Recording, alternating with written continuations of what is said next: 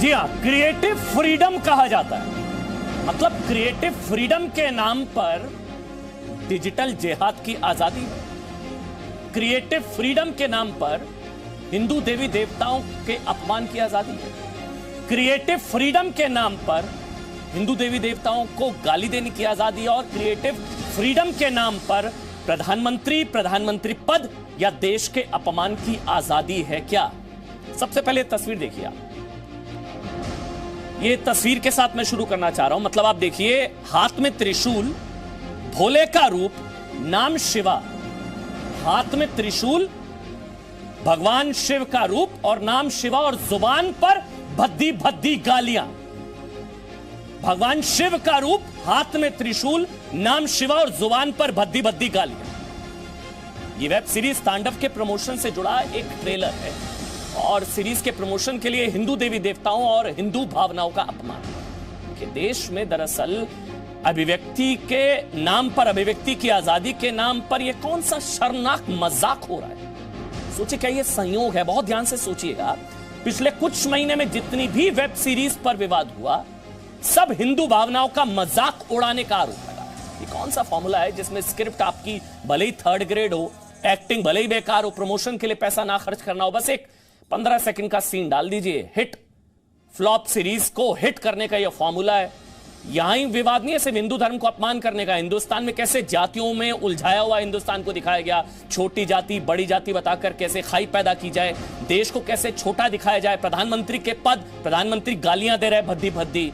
प्रधानमंत्री देश का, प्रधानमंत्री आवास, प्रधानमंत्री कार्यालय को लेकर क्या क्या बातें की जाती है। ये सब कुछ ओटीटी, मतलब और टुकड़े टुकड़े गैंग का महिमा मंडन, जेएनयू कांड का महिमा मंडन, ये एक तरीके से डिजिटल जिहाद का तांडव चल रहा है क्या? और इस पर कब विराम लगेगा? मेरे साथ एक देखिए अमन जी, एक बहुत बड़ा एक वैचारिक वर्ग है जो भारतीय समाज को तोड़ना चाहता है, भारतीय समाज का विखंडन चाहता है, खास करके हिंदू समाज के अंदर, और इसे वो राजनीति में प्रयोग करना चाहता है। ऐसा संभव इसलिए होता है क्योंकि भारत का हिंदू मन, हिंदू संस्कृति इतनी टॉलरेंट है कि वो प्रतिक्रिया व्यक्त नहीं करती है और इनका नाजायज फायदा उठाते हैं। जिस दिन भारत का हिंदू समाज प्रतिक्रिया व्यक्त करने लगेगा, ये सारी चीजें बंद हो जाएंगी। दुर्भाग्य है कि कांग्रेस पार्टी ने आजादी के पश्चात इस प्रकार का एम्बियंस दिया, इस प्रकार का एक फ्रीडम इनको दिया कि आप देखेंगे कि मुंबईया फिल्म में एक पंडित को जिस तरीके से करप्ट, ये वो माने व्यभिचारी दिखाया जा, और एक मौलाना हो तो उनका ऐसे लगते हैं कि दुनिया का सबसे बड़ा दयावान, दयाशील प्राणी वही है। वैसे ही किसी अफगान को आप कैरेक्टराइज करेंगे तो लगता है कि दुनिया का सबसे बड़ा तालिबान वहां से पैदा हो ही नहीं सकता है। वहां की संस्कृति में तो एकदम सारे एकनिष्ठ शांति के संवाददाता वहां से निकलते हैं। और यदि भारत का हिंदू समाज का यदि अंग दिखाया जाए तो एक व्यापारी वर्ग ऐसा है जो चोर उचक्का हो।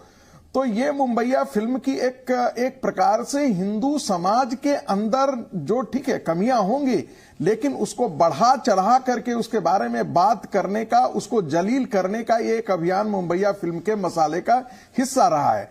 मैं तो एक ही चीज पूछता हूं, क्या कारण है कि मां सरस्वती की नग्न प्रतिमा बनाई जाती है, तस्वीर बनाई जाती है, रेखांकित की जाती है, मां दुर्गा की जाती है, और इस देश का जो प्रगतिशील समाज है वो कहता है यह बौद्धिक स्वतंत्रता है, लेकिन क्या कभी कभी इस्लाम के किसी कैरेक्टर पर, चाहे वो मोहम्मद साहब हो चाहे वो और हो, क्या किसी महिला कैरेक्टर तो छोड़ दीजिए, किसी पुरुष कैरेक्टर पर यदि इस प्रकार की टिप्पणी कर दी जाती है तो उसके हाथ काट लिए जाते हैं, दंगे हो जाते हैं, कलकत्ता से अहमदाबाद तक सड़कों पर खून बह जाते हैं। ऐसा इसलिए होता है क्योंकि मुस्लिम समाज प्रतिक्रिया व्यक्त करती है। हिंदू समाज में हम देखते हैं गणेश जी के नाम पर बीड़ी का प्रयोग किया जाता है, कोई छाते पर भगवान का, राम का नाम लेकर के, और कोई और प्रकार का व्यापार में उसे प्रयोग करता है।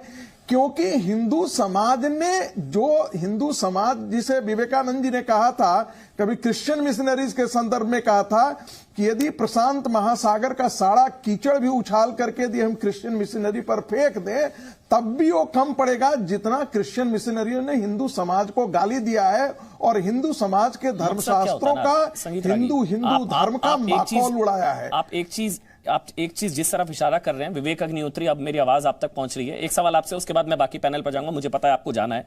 बस एक सवाल विवेक अग्निहोत्री, जब मैं रिसर्च कर रहा था तो एक ये संयोग है या प्रयोग आप कह लीजिए, अब से पहले जितनी भी सीरीज पर विवाद हुआ वो लगभग मतलब यही कि हिंदू सेंटिमेंट्स का मजाक बनाने वाली, मतलब लैला सीरीज आई थी, उसमें दिखाया गया कि हिंदू तानाशाही, कट्टरपंथी, आर्यवर्त समाज भयंकर जातिवादी कट्टरवादी, आश्रम संत समाज बलात्कारी, पाताल लोक में तो दिखाया गया कि जो है बलात्कार करते वक्त कान पर जनेऊ चढ़ाने वाला सीन, ये सारी चीजें। आज सुटेबल बॉय, भगवान की पूजा अर्चना और भजन और मंदिर के अंदर अश्लील दृश्य, लक्ष्मी बॉम्ब, दिवाली पर लक्ष्मी बॉम्ब, हिम्मत देखिए, लक्ष्मी बॉम्ब, वो फिर हटाया गया। नवरात्रि, लवरात्रि, ये सारी चीजें, ये फिर गोलियों की रासलीला, रामलीला, वो सारा विवाद। ये ऐसा लग रहा है कि एक ये डिजिटल जिहाद चल रहा है, ये डिजिटल जिहाद का ये तांडव चल रहा है। गलत कह रहा हूं मैं? हाँ, अब आप किसी भी नाम से उसको बोलिए, गलत बात तो गलत बात है। ये डेफिनेटली, मैं गारंटी से इस बात को स्वयं अपने अनुभव से आपको बता रहा हूं। मैं आपको एक अनुभव है जो मैंने किसी से बोला नहीं, मैं शेयर करना चाहता हूं आपके साथ। मैं एक फिल्म बना रहा हूं कश्मीर फाइल्स, उसके लिए टॉप ओटीटी चैनल ने मुझे बुलाया था, पर उन्होंने बोला पर एक शर्त है कि इसमें आप 2 वर्ड्स का यूज नहीं कर सकते, इस्लामिक टेररिज्म का और हिंदू जेनोसाइड, ये आप यूज नहीं कर सकते। पर मैंने कहा क्यों, अगर मारने वाले जो लोग हैं अगर वो कहते हैं कश्मीर में रहना होगा तो अल्लाह अकबर बोलना होगा, तो कैसे बनाएंगे? कहते नहीं, हमारी ऐसी पॉलिसी है। इनकी एक पॉलिसी है, इनका एक माइंडसेट है कि आप जो मेजॉरिटी है, जो हिंदू लोग हैं, इनको आप कैसे भी कुछ भी करो। और खास तौर पे ये जो तांडव है, इसमें मैं आपको गारंटी कर सकता हूं ये कोई अनजाने में नहीं हुआ है, ये कोई भोलेपन से नहीं हुआ है, ये डेलिब्रेट है, क्योंकि इनको पता है कि ये लोग ये करके बच के निकल जाएंगे और कुछ होगा नहीं। इसीलिए मुझे ऐसा लगता है कि अब एक रेगुलेशन की जरूरत है। दूसरी बात अमन जी, आपको मैं आज बताना चाहता हूं, मैंने अभी शूटिंग खत्म की कश्मीर फाइल्स की, जो मैं जी स्टूडियो के साथ कर रहा हूं। आज अब मैं, आपने देखा होगा, उसके अगेंस्ट कश्मीर में फतवा इशू कर दिया गया उस फिल्म के अगेंस्ट, जबकि उसकी स्क्रिप्ट मेरे अलावा कोई जानता नहीं, उसकी अभी एडिटिंग भी नहीं शुरू हुई है, सिर्फ नाम पढ़ के इन लोगों ने ये कर दिया है। और यहाँ पे दूसरी तरफ ये लोग जो है मेजॉरिटी हिंदू कम्युनिटी के फेथ, उनके बिलीफ, कस्टम और कल्चर के साथ दिन रात उस पर अटैक करते रहते हैं। और इनको पूरा भरोसा है ना तो गवर्नमेंट कुछ करेगी ना लोग कुछ करेंगे, बात आएगी जाएगी और इससे इनका टीआरपी बढ़ेगी और इनको ज्यादा से ज्यादा लोग देखेंगे। तो ये के पीछे 2 अटैक्स हैं। एक तो पूरा का पूरा ये कम्युनिस्ट अटैक है जो यहाँ बैठे हुए एग्जीक्यूटिव्स करते हैं, उस पर रिसर्च करना चाहिए। और मैं ये बात नाम नहीं लेना चाहता हूँ, लेकिन लोग रिसर्च करें, आपको समझ में आएगा। मेरे को बस ये लगता है ये जो शांतिप्रिय भाई, जो भाई हैं जिन्होंने किरदार निभाया इसमें, ये अपने धर्म पर ऐसा कुछ बना सकते हैं क्या?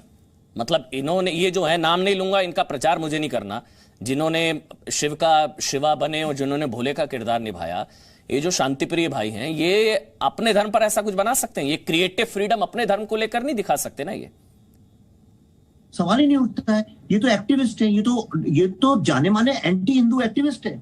ये तो शाहीन बाग में यही तो माइक पे दिन रात जहर उगला करते थे। ये तो उसी गैंग के मेंबर हैं जिन्होंने कि लोगों को उकसाया था कि सड़क पे आकर लोगों को मारो और काटो। ये सब एक ही है। अगर आप देखें ये जो पूरी कंपनी है ओटीटी, उसकी जो हेड हैं, उनके जो दोस्त हैं, इसमें जो लोग काम कर रहे हैं, ये पूरा एक कुनबा है। ये कुनबा जो है पूरी तरह से एंटी इंडिया, एंटी हिंदू लोगों के साथ मिलके एक्टिविज्म करते हैं। ये कोई भी रिसर्च करे 2 मिनट में पता चल जाएगा, उसके लिए मेरी जरूरत भी नहीं है। लेकिन अनफॉर्चुनेटली कुछ ऐसा हो गया है कि अब यहाँ पे एक फैशन सा बन गया है कि आप ये सब करके बच सकते हैं।